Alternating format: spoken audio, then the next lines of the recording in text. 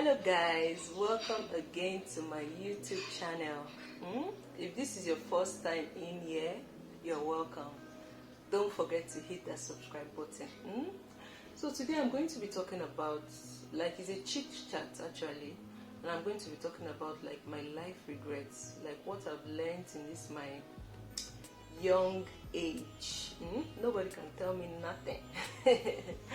What I've actually learned so far, regrets that when I think about, I'm just like, why are you like this? Why are you like this? Why do you do it this way? Why didn't you do it that way and all that? So I'm just going to tell you just the few things that I've regretted about life, and I hope you learn from it actually.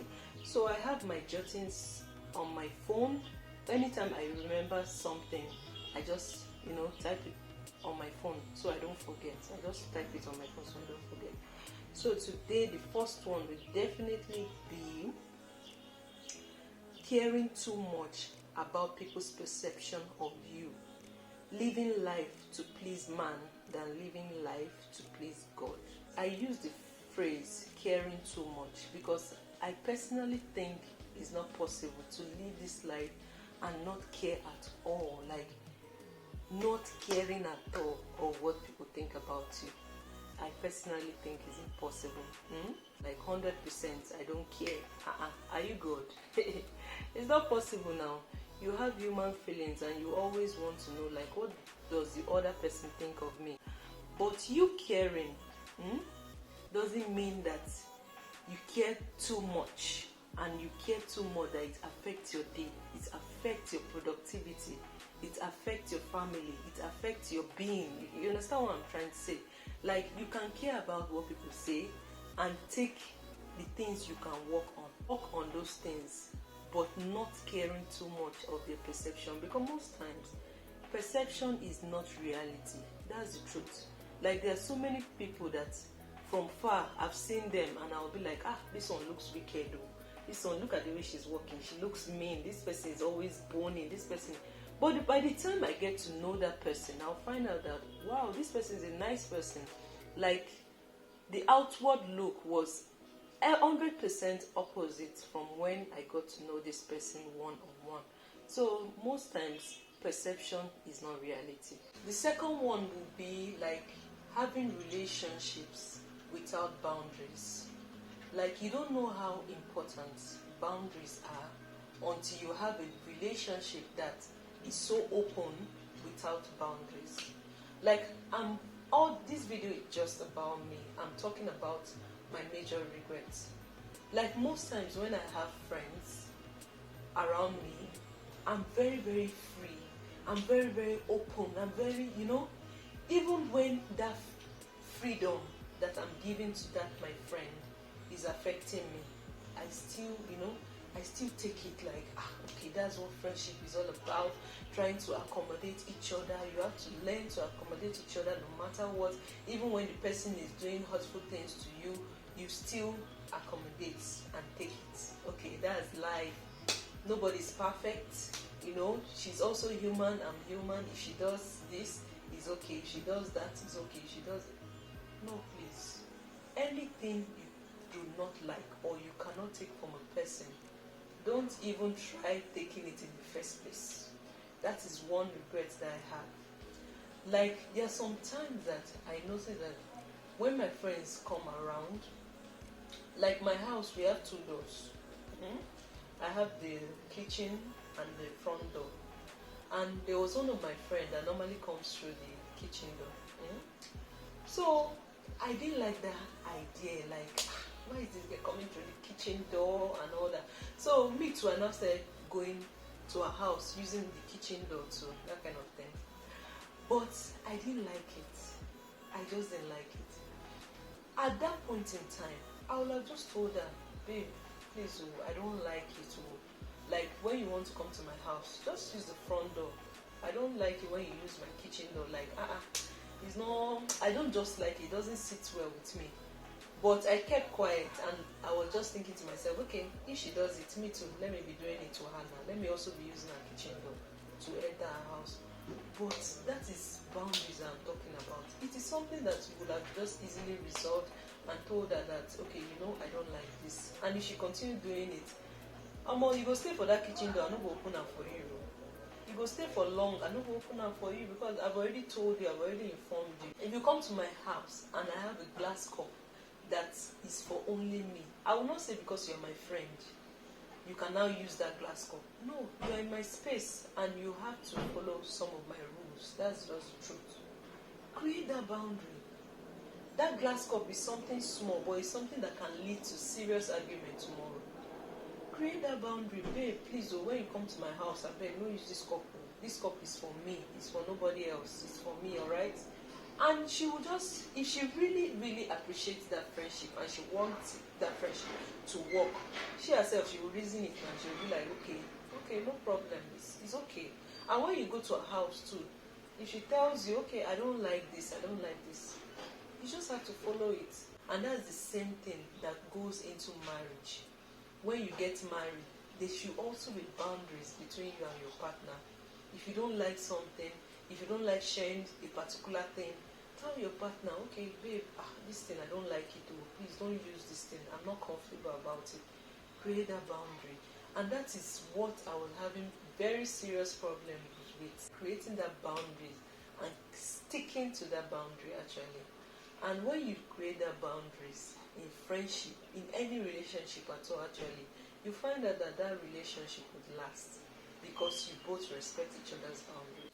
Another regret that I would say I've had, like I wish I had started YouTube earlier. Like while I was at home doing nothing, like praying to God to bless me with the fruit of the womb, that's the story for another day, I would have just started YouTube. When I didn't have children, just me and my husband, it would have been easier for me to just, go on YouTube, put my all into YouTube, because trust me now, me sitting down here, even to film this video, trust me, I've cooked, I've bathed my kids, I've cleared the kitchen, like, trust me, it's not easy at all, it's not easy. Like, I've become a time manager, that kind of thing. Every time now is very, very important to me. So that is still one of my regrets that I've had, like starting YouTube earlier. Please and please guys, if you have any dream or any aspiration for yourself, go for it. Go for it. Like, go for it afraid. Even if you're afraid, like, I don't know, will I be able to get the target? Will I be able to see, as you see me sewing? I think by now I have like 82 subscribers. But that 82, to me, I have 82k subscribers. Yes, as far as I'm concerned. This YouTube will not fear me. I know that they say, okay, in 1 year you must have 1,000 subscribers. I don't know where it's going to come from. I don't know where it's going to happen. But by God's grace, I have that belief that I will make it. I'm going to make it no matter what. As far as I'm concerned, I have 82k subscribers. Because YouTube don't need to add those zeros, so I don't care. I don't know what you guys are seeing, but YouTube don't need to add that zero. So how do you know? How do you know? Is it because of the K? Don't worry, I'll put it there by myself. I'll put it there by myself. So just try to encourage yourself, and if you have anything that you have in mind that you want to start, do it. Even if you're afraid, like, am I going to make it? Am I going to do this one? It's better you start than to live a life of regrets. It's better you start and even fail than to not even try at all. That's something I tell myself. When I wanted to start my YouTube channel, I told myself, I said, the last thing that can happen is that, okay, I fail or I just stop doing YouTube. But at least I tried. At least I started it. But if I had not said at all, I would just be thinking like, okay, oh God, maybe if I've done YouTube now, I'll be here or that. So that's one of my biggest regrets. Like, I wish I had started YouTube earlier. Another regret would be allowing people, like toxic people, into my space. Like, I'm this kind of person that I can take a lot. Like, trust me, when it comes to a relationship, like, I can take a lot. And the moment I now gather those things, like, if you do me something today, I will not react to. You do me something tomorrow, I will not react. Next tomorrow you still do me another thing, I will not react to. I'll just be looking at you. But the day you do one small thing, in fact, you just pick pain from the ground. You see all those days that you have been annoying me, all those things, days that you have been annoying me, I'll just gather it together and I'll just explode. That's the kind of person I am. That's the kind of person I am, 100%. So that's one of my regrets. Like, I wish, like, then, not now, because now, if you do me, I will tell you. That was the kind of person I was. If you do me now, I go tell you my mind. Say, that way you do me, it don't make sense. Don't try am again. Look my face. Don't try am. So that's the kind of person I was, and I regretted that actually. There are so many relationships that I've lost because I was taking too much of rubbish, too much of nonsense, when I would have just, as in, warned you and cleared you, like, don't ever try this kind of nonsense. So, and because you take too much, those people around you too, they know, they are so free, like, okay, isn't it Esther? I beg you. She doesn't used to complain now. I beg you, let's do anyhow. She doesn't used to complain, it doesn't matter. I beg you. Another regret would be trying to keep a relationship that in fact didn't exist in the first place. Like, I'm this kind of person that no matter how bad somebody is, I will just still try my possible best to still think that, okay, no, maybe this person is not that bad, maybe it's just my mind, playing with me, maybe this person is not that bad. Like, even when I have feelings like, this person is a certain way, I still try to, no, maybe this person is not like that. See, if you feel a certain way about somebody, and this person is giving you, as in obvious red flags, please don't look away. That red flag is something. It's something you should think about. It's something you should think, like, okay, do I want to keep this relationship? Do I want to let it go? Like, I always have a problem, as funny as it is, I always have a problem with letting people go. Let that relationship go. You can be friends from afar. Not necessarily friends, but at least you can be cordial, you can be cool, just be hello, hi, that kind of thing. But I'm the kind of person that once you become my friend, I will always still want to hold on to that friendship. Okay, I still want to see good in this person. Even though you are showing me so many red flags, no. I still want to stick. I still want to hold on to this relationship. Maybe there is still something. Man, let it go. If you see red flags, cut it off. There are so many people in the world. No matter how a group of people are bad, you will still see one good person among them. Sometimes letting go is just the best decision for you. It doesn't make you a bad person. It doesn't at all. And that's something I had to be reminding myself. That relationship is just not working for you. And instead of tomorrow now, people will not quarrel, is it not better to just let go and move on to life? So that's one of my regrets actually, like holding on too much.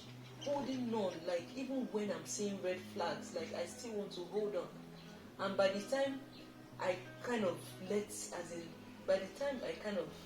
get angry towards the relationship, I've taken so much and I'll just, explode. Another regret would be being too hard on myself. Like, I have the characteristics of being too hard on myself. Trust me, even this water that you see here, is this bad though? This water that you see here, if you fall like this, why did this water fall now? Hi God, maybe if I had put it here, it would have not fallen. Maybe if I had done this one, you would have not done that. That's the kind of person I am. I can be so hard on myself, even to the little things that you can just overlook and be like, okay, it's part of life, that kind of thing. Like, I will use this as an example. Before I say YouTube, I actually have a 9-to-5 job. I know that most of you don't know about that. I have a 9-to-5 job. So YouTube is like an extra income, a source of an extra income to me, and also my passion actually. So before I started YouTube and before I even got my 9-to-5 job, I was selling things online. Hmm? Shoes, bag. I had to stop the business. Now, the business has ended. You know, it took me months, like, for me to just get over that business ending. I was feeling like a failure, like, ah, God, okay, maybe if I had done this, it would have been better. Maybe if I had done that, the business would have succeeded. Okay, why didn't I just overlook this? So guys, if you have watched this video up till now, like, you're the real MVP, like, ha, I cut cap for you, you try, Thank you for watching, guys. Thank you. I hope you have learned so much from this video. Like, learn from me, learn from my mistakes, from my regrets. Like, just pick one or two things from this video. It's going to help everybody.